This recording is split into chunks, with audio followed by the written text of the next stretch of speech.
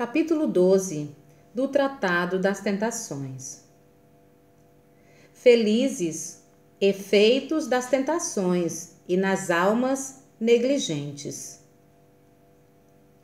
As tentações que parecem devem perder as almas negligentes. Muitas vezes tem sido um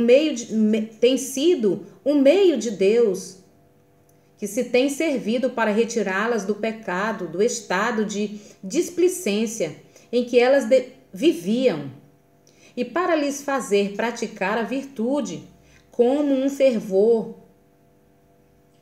porfiado. Há almas que levam uma vida esmorecida nas vias da piedade. Na verdade, não há desordem assinalada na conduta delas, mas elas não dão atenção à perfeição. Não se cometem dessas faltas graves que as afastam de Deus. Fazem pouco bem pelo cuidado que se tem de praticar a mortificação dos sentidos e das paixões, mesmo honestas em certos sentidos, inocentes ou que lhes pareçam tais, a de agirem habitualmente no espírito de fé. A sua vida, todo o natural na maioria das ações, bem como pouco mérito, tem perante Deus. Elas são como um munal. Vou repeti-la para quem não entendeu. Elas são como uma nau, que em tempo de calmaria quase não se faz caminho. Por misericórdia de Deus, perturba essa calmaria por tempestades.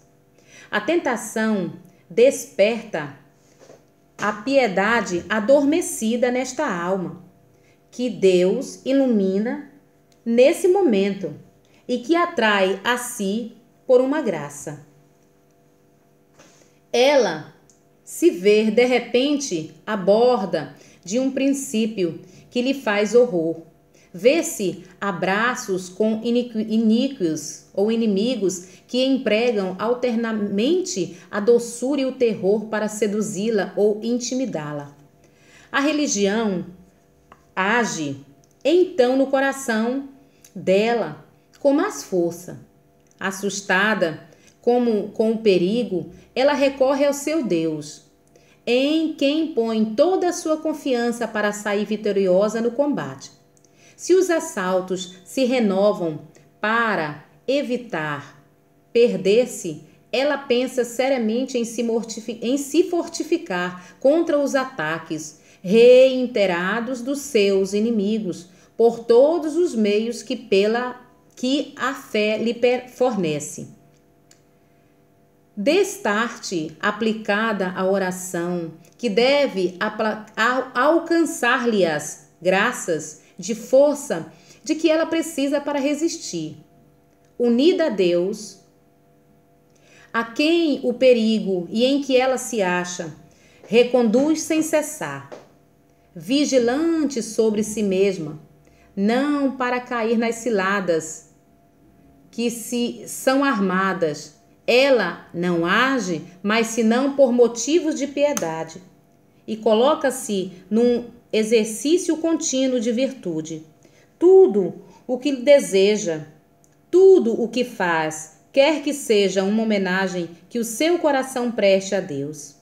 Quanto mais premida se sentir pelas paixões que atacarem, tanto mais se firmará na determinação de nunca se afastar desta trilha, a única que pode pô-la a coberto dos ataques dos seus inimigos.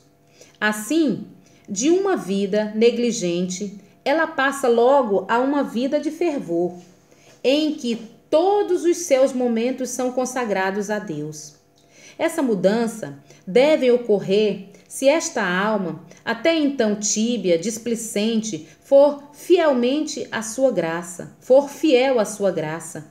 Porquanto assim atacada pela tentação, vendo sua salvação em perigo, querendo evitar a desgraça irreparável de sua perdição, por pouco que racionar segundo os princípios da fé, ela compreenderá que logo que haveria presunção, há uma presunção bem culpada. Se esperasse de Deus a vitória sem empregar para alcançá-la nenhum dos seus meios, a que Deus a ligou. Uma alma que a pretexto da misericórdia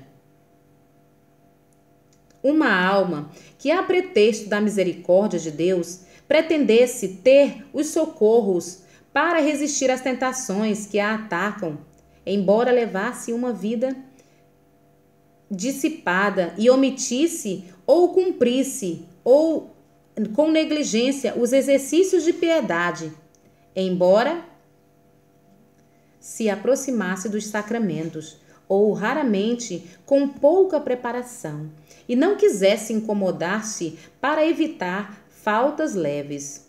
Essa alma tentaria a Deus tornar-se-á indigna do seu socorro.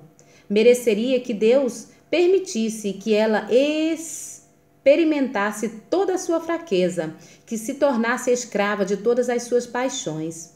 Com tais disposições, poder-se-á dizer com verdade que essa alma tíbia e covarde não queria ou não quereria sinceramente resistir, porquanto querer o fim sem empregar os meios é realmente não querer. Deus lidaria com justiça, como dizia ao seu povo: a vossa perdição vem de vós, ó Israel. Não falo, pois, de uma alma desse caráter. Falo daquela que, apesar da sua negligência, teme bastante o pecado, ama a negligência, ama bastante o Senhor para estar na disposição sincera. Vou repetir essa pequena paráfrase. Não falo, pois, de uma alma desse caráter. Falo daquela que, apesar da sua negligência, teme bastante o pecado e ama bastante o Senhor, para estar na disposição sincera e não o ofender mortalmente, e conseguinte de empregar os meios que Deus lhe deu para obter a sua proteção. A tentação é utilíssima a esta alma para tirá-la da indolência e para lhe fazer renascer o seu fervor.